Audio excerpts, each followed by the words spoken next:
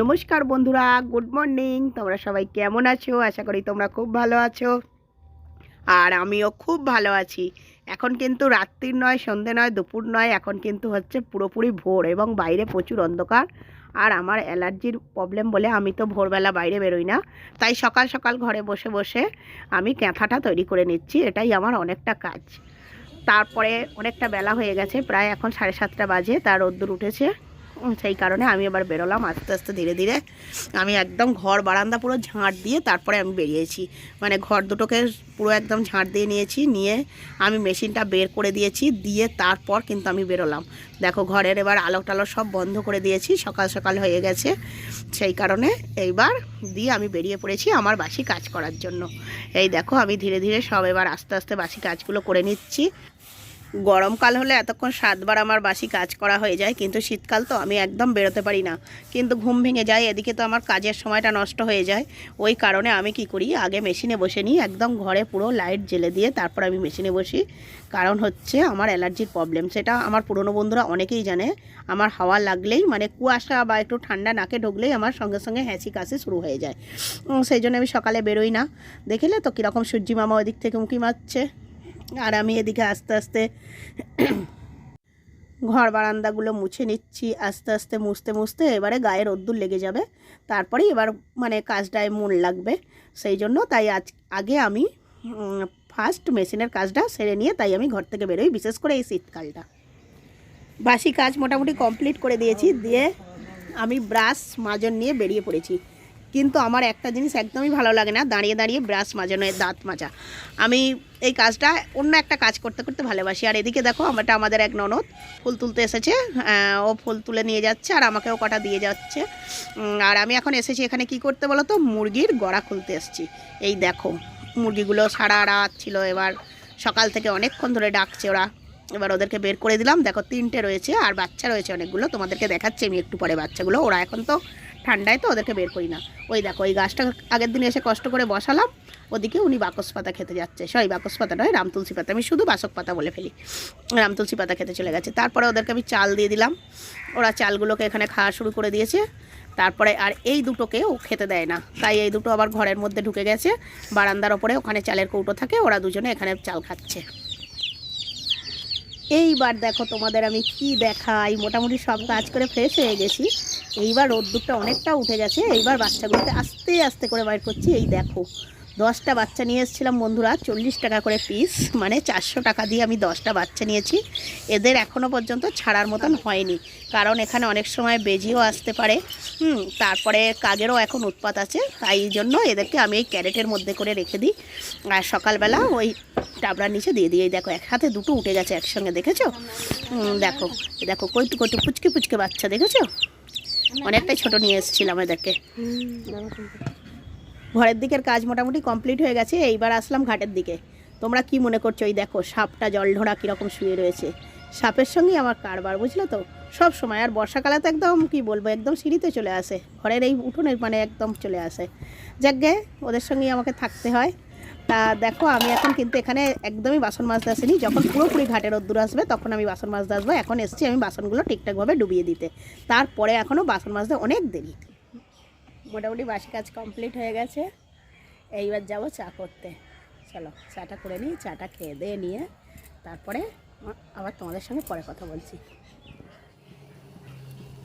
শীতকালে আদা দেওয়া চাটাই সব থেকে বেশি ভালো লাগে, আর আমরা তো দুধ চা খাই না, লিকার চাই খাই, আর একটু সাথে শীতকালে আদা দিয়ে দিই।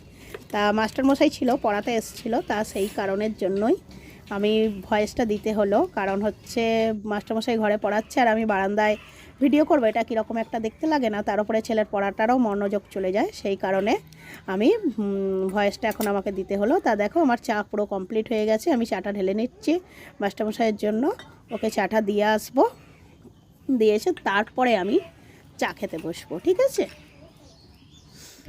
এই দেখো আমি এবার চা খেতে বসে পড়েছি, আর আমি বিস্কুটটা আমার গাল থেকে পড়ে গেল টপাস করে। আমি চা খেতে বসেছি, বিস্কুটটা ভিজে গেছে বেশি, আর গাল থেকে টপাস করে পড়ে গেল। চা খাওয়া আমার কমপ্লিট হয়ে গেছে, এইবার চাটা খেয়ে দিয়ে আমি বসে গেছি আটা নিয়ে, আটা মাখতে, কারণ আমাকে তো রুটি করতেই হবে। সকালে নয়তো টিফিন খাবো কি, সকালে আজকে টিফিনে খাবো রুটি আর হচ্ছে কলা, তোমরা দেখতে থাকো।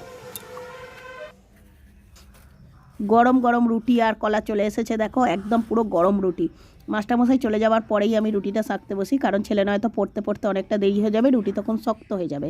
তা দুজনেই খেতে বসে পড়লাম, আর সঙ্গে আমার বড় চলে এসছে, আর ওই বাড়ি থেকে মাছের তরকারি নিয়ে এসেছিলো, সেটাও নিয়ে বসে পড়লো ওরা দুজনে, নিয়ে খেতে বসে পড়েছে। দেখো আমি স্নান টান করে পুরো চলে এসেছি, একদম কমপ্লিট।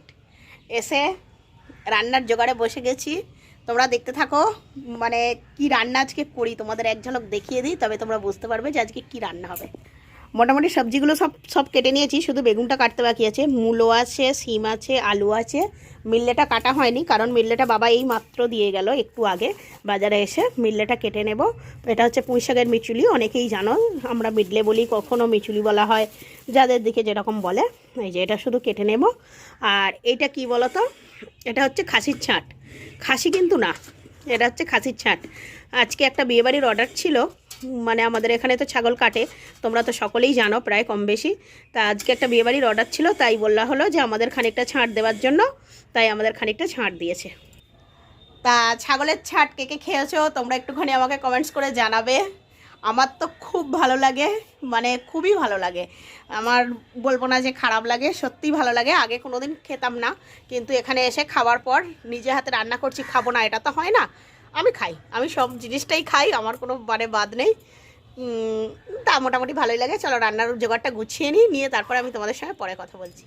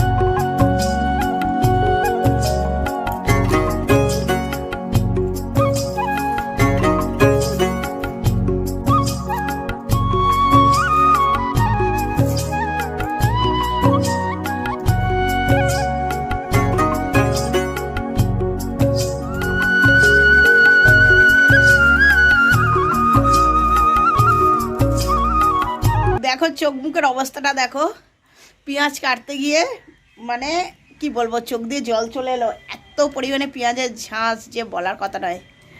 তা সব মোটামুটি কমপ্লিট হয়ে গেছে।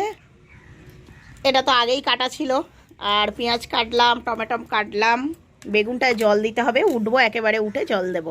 আর এই যে দেখো পুঁই শাকের মিটুলিগুলো সব রয়েছে, এগুলো আস্তে আস্তে জল দেবো উঠে। আর এটা তো দেখিয়ে দিলাম, শুধু ধনেপাতাটা কাটতে বাকি আছে। ধনেপাতাটা এখন কাটবো না, একদম চচ্চড়ির সময়, মানে নামাবার সময় যখন দেবো তখন কেটে নেব। তা শীতকাল মানে কিন্তু সবজি সম্ভার, একদম মানে এত পরিমাণে সবজি, আমাদের প্রচুর সবজি খাওয়া হয় শীতকালে। তা এই পাঁচমিশালি চচ্চড়ি সত্যি খুব খেতে ভালো লাগে, খুবই ভালো লাগে পাঁচমিশালি চচ্চড়ি খেতে শীতকালে, আমার তো দারুণ লাগে। আমার মতো তোমাদের কীরকম কার কার ভালো লাগে তো একটু কমেন্টস করে জানিও। তা চলো এবার রান্নাঘরের দিকে যাই। মোটামুটি হাঁড়ি আর কড়াতে লেপন দেওয়া হয়ে গেছে, মাটি মাখানো হয়ে গেছে, আর রান্নাঘর একদম পুরো চকচক করছে, রান্না করার অপেক্ষা। আর এই দেখো ভিতরে পেপারও দিয়ে রেখে দিয়েছি, পেপার জ্বালানো উনুন ধরাবার জন্য। চলো এবার উনুনটা ধরিয়ে নিয়ে আমি রান্না চাপাই।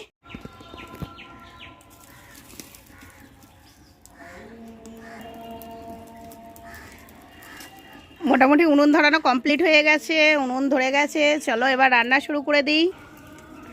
রান্না করতে করতে যদি বেশি বকর বকর করি তাহলে রান্নাটা পুরো ভুল হয়ে যায়। চলো রান্নাটা শুরু করে দিই, দিয়ে তারপরে তোমাদের সঙ্গে পরে কথা বলছি। পরে আসছি, আগে রান্নাটা করে নিই, নিয়ে তারপর তোমাদের দেখাবো খাসির ছাঁট কীরকমভাবে রান্না করে নিই। কেন তোমরা সকলেই জানো মাংসর মতন করেই রান্না করে, এটা আর দেখাবার কিছু নয়। আর এটা যদি আমার রান্নার চ্যানেল হতো তাহলে আমি দেখাতাম, এটা আমার ডেলি ব্লগ চ্যানেল, তারই মধ্যে একটা দুটো দেখাই, কিন্তু এটা সম্পূর্ণভাবে দেখাবো না। আমি আজকে ডেলি ব্লগই করছি, ঠিক আছে। তো দেখো বন্ধুরা, অনেকক্ষণ পরে তোমাদের কাছে চলে এসেছি। খুবই তাড়াহুড়ো করে রান্না করেছি, কারণ হচ্ছে আজকে স্কুল মিটিং আছে, একটু যেতে হবে, স্কুলে যেতে হবে। তাই দেখো তাড়াহুড়ো করে রান্না করে দিয়েছি, মানে গ্যাস আর উনুনে শুধু খালি লাফালাফি করেছি, একবার ওখানে গেছি একবার এখানে গেছি, এইভাবে রান্নাটা করে ফেলেছি। দেখো এই দেখো আমার 5 মিশালি চচ্চড়ি পুরো কমপ্লিট হয়ে গেছে, সব কিছু দিয়ে একদম পুরো 5 মিশালি ঘন্ট রান্না করে ফেলেছি। আর এই যে আমার খাসির যে ছাঁট রান্না করবো বলেছিলাম, তাই এই দেখো দেখতে পাচ্ছ এগুলো খাসির ছাঁট, একদম আমার তো খেতে হেভি লাগে, একদম দারুণ লাগে। এই দেখো কমপ্লিট একদম রান্না। তা চেঞ্জ করে নিই নিয়ে আমি যাব একটু স্কুলে যাব, গুছিয়ে নিয়ে রাস্তায় যদি পারি তোমাদের সাথে দেখাবো, আর মানে যেটুকুনি যা পারবো, আর নয়তো নয় একেবারে বিকালের কাজকর্মটা আজকে আমি তোমাদের সঙ্গে শেয়ার করব। তা চলো গুছিয়ে নিয়েছি, নিয়ে বেরিয়ে যাচ্ছি, কিছু করার নেই। এতটা পরিমাণ দেরি হয়ে গেছে মানে অলরেডি 10 মিনিট এখানে লেট। ওর একজন বন্ধু মা ফোন করে বললো তাড়াতাড়ি এসো, শুরু হয়ে যাচ্ছে। তাই চলো আমি বেরিয়ে পড়লাম, আর তালাটা ঘরে নিয়ে চলে গিয়েছিলাম, আজকে গেটে তালাটা লাগিয়ে দিই, দিয়ে আমি যাই। তা তোমরা দেখতে থাকো, বিকালে এসে তোমাদেরকে সবটা দেখাবো।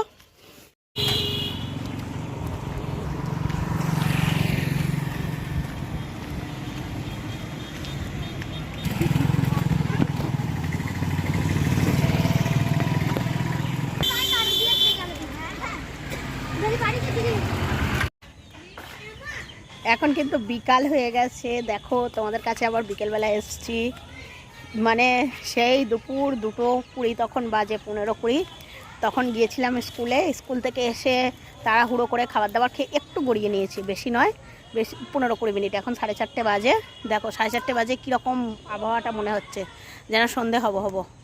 আর ওই টাবড়ার নিচে ওখানে আমার মুরগি চাপা রয়েছে, যাই মুরগিগুলোকে তুলি এবার। চলো তোমাদের একটু দেখাই।